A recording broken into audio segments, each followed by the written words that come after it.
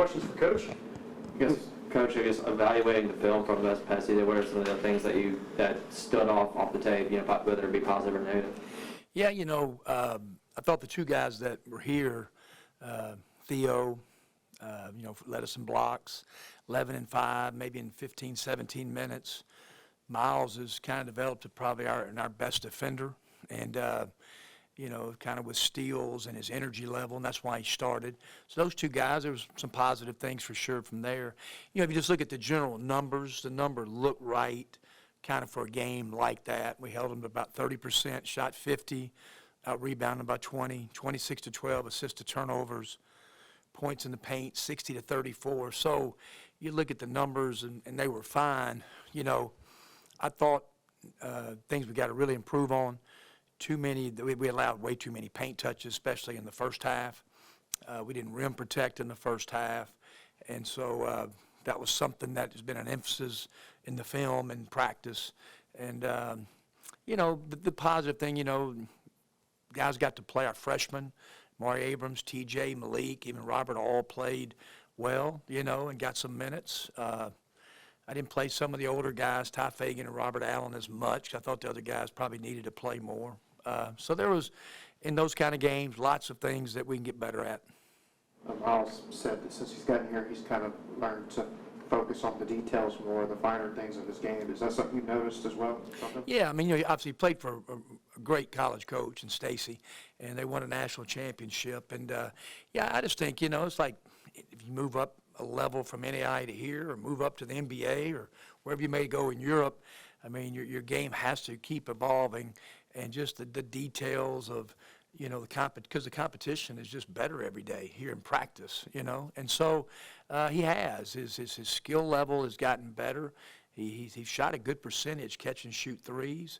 But gosh, he's got a great knack of just hands on balls. He'll be at the top of our 13 trap, we haven't really played it at all. Worked on it a bunch in practice. So, but yeah, his attention to detail has gotten better. I think one of the things that you said over the offseason when we talk about improvements going into this season is just pace offensively. Just from the beginning of practice from the Bahamas to now, have you seen that? The improvement that you would like in that specific area? Possession-wise, we in the Bahamas averaged over probably 90 possessions, which that's different a little bit. The other night, I forget, 78 to 8, maybe over 80 possessions in that game. So we need to run faster, sprint to the rim better. Our guards got to play with great pace. Now, the only way you can play with pace is you got to get stops and deflections. We didn't cause near enough turnovers in the game Tuesday night. So no question, though, you got to play half-court offense in real good games like the one we'll play Monday night. But you do. Pace of play has been an emphasis for about 4 or 5 months now. What have you thought of Deshaun so far? How much of his getting back to 100% is physical? How much of it is kind of trusting the knee mentally and that kind of thing? Yeah, he had a setback Tuesday, and first half he went up. The kid tried to draw a charge. He landed awkwardly.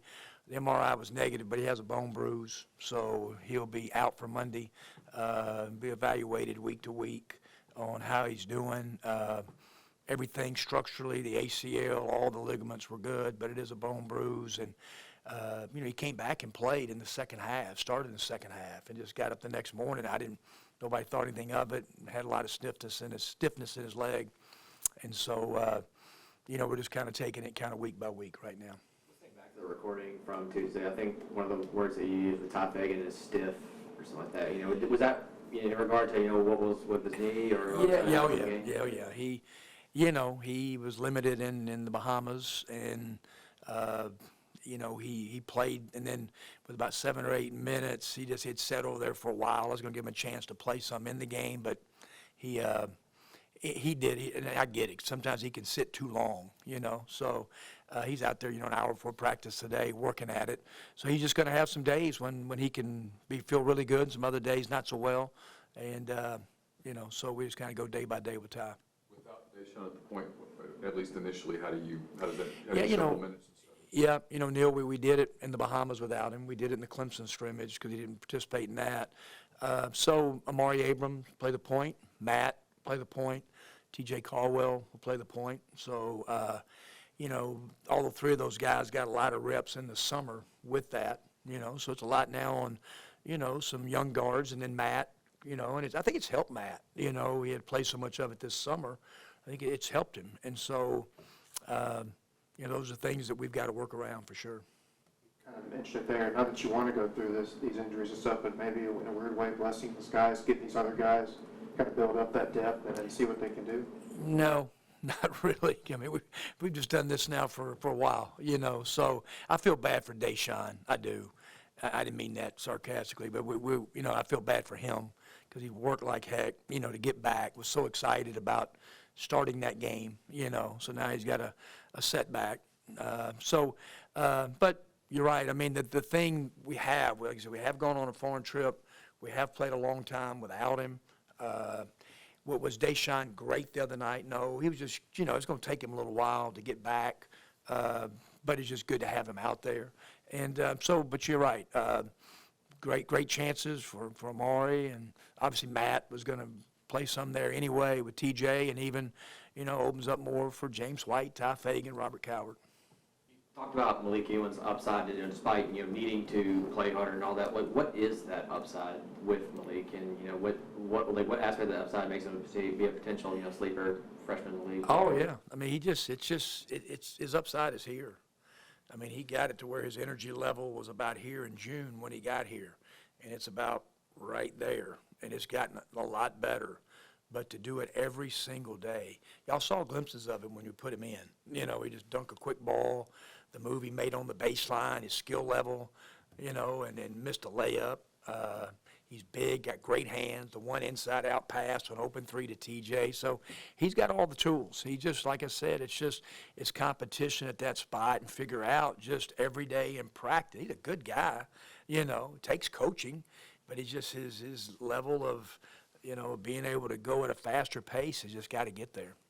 Seen out of Theo since you got here, and kind of what are your expectations for him in this year? Yeah, just an unbelievable guy that wants to be coached. I mean, it's just amazing. And, you know, just try to work on his lower body strength. He's got a great knack for blocking shots. You know, had 4 the other night. Hope that'll continue when the competition gets better.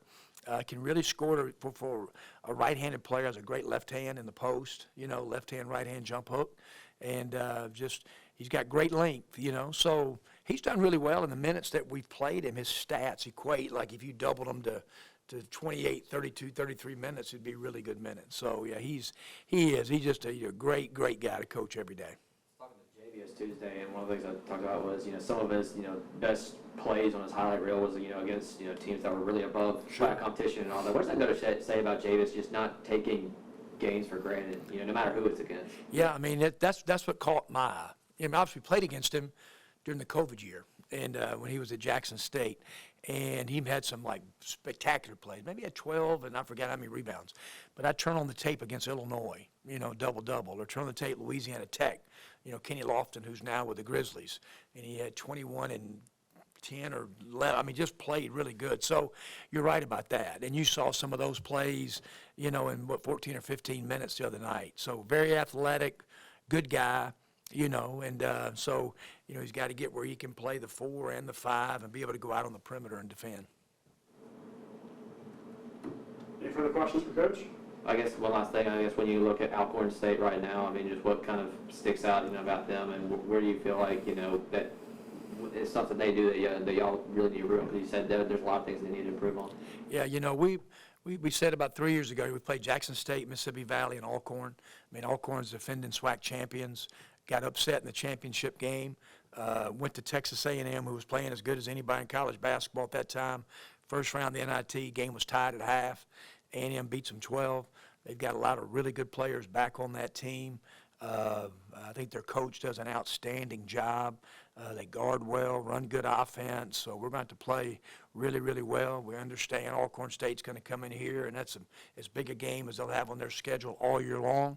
And so we're going to really, really have 2 or 3 great days of preparation. Thanks, Coach. Thanks, guys. Appreciate it.